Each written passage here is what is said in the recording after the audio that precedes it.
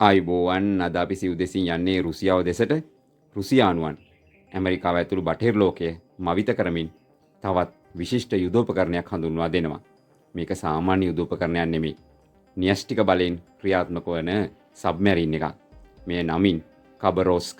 මේ නියුක්ලියර් පවර්ඩ් කබරෝස්ක් ලෝකයට හඳුන්වා දීමත් එක්කම තවත් අලුත් මාතෘකාවක් ගැන කතා වෙනවා. ඒ නියුක්ලියර් පවර්ඩ් ටෝපිඩෝවක් වන පොසෙයිඩෝන් කියන ටෝපිඩෝ එක මේ සබ්මෙරිනි තුලින් ක්‍රියාත්මක කරන්න පුළුවන්. එයින් න්‍යෂ්ටික බලයෙන් මේ විකිරණ බලයෙන් සුනාමි ඇති කරන්න පුළුවන්. ඉතින් රුසියානුවන් දිගින් දිගටම මේ බටහිර ලෝකයේ මවිත කරමින් අවි ආයුධ හඳුන්වා දෙනවා.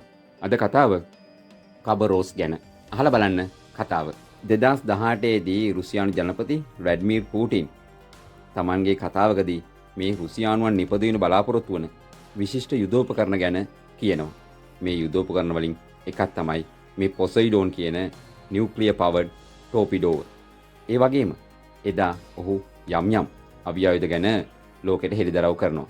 ඉතින් පහුගිය කාලේ පුරාම රුසියානුවන් මේ එකින් එක ලෝකෙට හඳුන්වා දෙනවා. මුලින්ම හයිපර්සොනික් මිසයිල් තාක්ෂණය රුසියානුවන් හඳුන්වා දෙනවා. කින්සාල් හයිපර්සොනික් මිසයිල් එක රුසියානුවන් මේ යුක්‍රේන යුද්ධෙදි පවා අත්හදා බැලීම් කරනවා. මේ කින්සාල් හයිපර්සොනික් මිසයිල් එක නවත්තන්න හෝ බිම දමන්න මේ ඇමරිකායි පේට්‍රියට් හෝ වෙනත් එයාර් ඩිෆෙන්සස් වලට බෑ. ඉතින් මේ කින්සාල් ලෝකය එක් පැත්තකට අරන් ගියා. චීනය ඉතා ඉක්මනින් මේ හයිපර්සොනික් තාක්ෂණය අල්ලගත්තා. හැබැයි තාමත් ඇමරිකානුවන්ට මේ හයිපර්සොනික් මිසයිල් තාක්ෂණය සාර්ථක කරගන්න බැරිලා තිබෙනවා. මේ අතර වාරයේ රුසියානුවන් තමන්ගේ නවීන ඉන්ටර්මීඩියට් එහෙම නැත්නම් මේ මැදිදුර බැලිස්ටික් මිසයිල් එකක් අත්හදා බලනවා. එය නමින් ඔරෙෂ්නික්. මේ ඔරෙෂ්නික් බැලිස්ටික් මිසයිල් ප්‍රහාරයක් යුක්‍රේනයේ නීප්‍රෝ නගරයට එල්ල කරනවා. ඉතින් ඒ සමග තවත් කතාව දුර දිග යනවා. ඉතින් රුසියානුවන් මේ දිගින් දිගටම තමන්ගේ අවි ආයුධ නවීන පැත්තට අරන් ගිහිලා තියෙනවා. තාක්ෂණය දියුණු කරලා තියෙනවා. මේ බොහොමයක් මේ යුදෝපකරණ මේ බටහිර ලෝකෙට පාලනය කරන්න බැරි තැනකයි තියෙන්නේ. මේ අතර වාරයේ තමයි රුසියානුවන් බුරෙවෙස්නික් කියන ප්‍රථම නියුක්ලියර් පවර්ඩ් ක්‍රූස් මිසයිල් එක හඳුනා දෙන්නේ. ලෝකෙ කිසිම රටකට තාමත් න්‍යෂ්ටික බලයෙන් ක්‍රියාත්මක කරන්න පුළුවන් ක්‍රූස් මිසයිල් එකක් නැහැ. එක්කෝ තියෙන්නේ ලික්විඩ් ෆියුල් එහෙම නැත්නම් සොලිඩ් ෆියුල්. ඉතින් මේ ක්‍රූස් මිසයිල් එකේ ගමන් දුර කිලෝමීටර් 14000. ඒ කියන්නේ රුසියාවේ සිට ඇමරිකාවේ ඕනම ස්ථානයකට පහර දීමේ හැකියාව මේ ක්‍රූස් මිසයිල් එක සතුයි. ඉතින් මේ නියුක්ලියර් පවර්ඩ් ක්‍රූස් මිසයිල් එක හඳුන්වා දීලා සතියක් වගේ යනකොට තවත් රුසියානු නිෂ්පාදනයක් හඳුන්වා දෙනවා. ඒක තමයි මේ කබරොස් කියන නියුක්ලියර් පවර්ඩ් සබ්මැරින් එක. දැනටමත් ලෝකයේ රටවල් වලට මේ නියුක්ලියර් පවර්ඩ් එහෙම නැත්නම් න්‍යෂ්ටික බලයෙන් ක්‍රියාත්මක කරන සබ්මැරින් තිබෙනවා.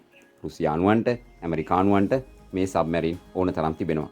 හැබැයි මේ කබරොස් කියන සබ්මැරිනේ තියෙන සුවිශේෂත්වය තමයි මේ තුලින් මේ පොසෙයිඩෝන් කියන ටෝපිඩෝව දියත් කරන්න පුළුවන්. පොසෙයිඩෝන් කියලා කියන්නේ නියුක්ලියර් පවර්ඩ් ටෝපිඩෝවක්. ඉතින් මෙහි පිපිරුම් වලින් න්‍යෂ්ටික බලයෙන් විකිරණ ඇති කරලා ඒ තුලින් සුනාමියක් ඇති කිරීමේ හැකියාව තියෙනවා. ඉතින් අන්නේ නිසා තමයි මේ කබරොස් න්‍යෂ්ටික සබ්මැරිනේ සුවිශේෂී වෙන්නේ. කබරොස් න්‍යෂ්ටික සබ්මැරිනය 2026 දී රුසියාවේ පැසිෆික් ෆ්ලීට් එකට එහෙම නැත්නම් පැසිෆික් කලාපයේ තිබෙන උන්ගේ නාවික ඛණ්ඩයට එකතු වෙනවා. ඉතින් එහි තවත් න්‍යෂ්ටික බලයෙන් ක්‍රියාත්මක කරන සබ්මැරින් තිබෙනවා. ඉතින් මේ සබ්මැරිනය ඊටමත් විශාල බලයක් යුතුව ක්‍රියාත්මක කරන්න පුළුවන් සබ්මැරිනයක්. මෙයට පොසෙයිඩෝන් නියුක්ලියර් පවර්ඩ් ටෝපිඩෝ ඒ වගේම අන්ඩර්වෝටර් ඩ්‍රෝන් සහ මිසයිල නිකුත් කිරීමේ හැකියාව තිබෙනවා. ඉතින් මේ රුසියානු සබ්මැරිනය ඇමරිකාවට නම් ඉතා විශාල තර්ජනයක්. මොකද මේ නවීන තාක්ෂණය සහිත මේ ටෝපිඩෝ තාමත් ඇමරිකානුවන්ට නැහැ. කින්සාල් හයිපර්සොනික් මිසයිල, ඉන්පසු බුරෙවෙස්නික් නියුක්ලියර් පවර්ඩ් ක්‍රූස් මිසයිල, ඔරෙෂ්නික් බැලිස්ටික් මිසයිල, දැන් කබරොස් නියුක්ලියර් පවර්ඩ් සබ්මැරින්, පොසෙයිඩෝන් කියන ටෝපිඩෝව න්‍යෂ්ටික බලයෙන් ක්‍රියාත්මක කරන. ඉතින් මේ එක දිගටම රුසියානුවන් මේ ලෝකයේ මවිත කරන අවි ආයුධ හඳුන්වා දෙනවා. අද කතා කරේ මේ රුසියානුවන්ගේ නවීන නියුක්ලියර් පවර්ඩ් සබ්මැරිනය වන කබරොස් ගැන.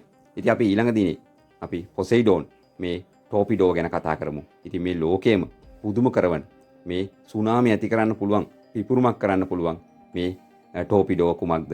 මේ රුසියානුවන් ගමන් කරන්නේ කොතනටද? අපි ඊළඟ දවසේ හමු වෙමු. අදට සමු ගන්නම්. ඔබට සුබ දවසක්.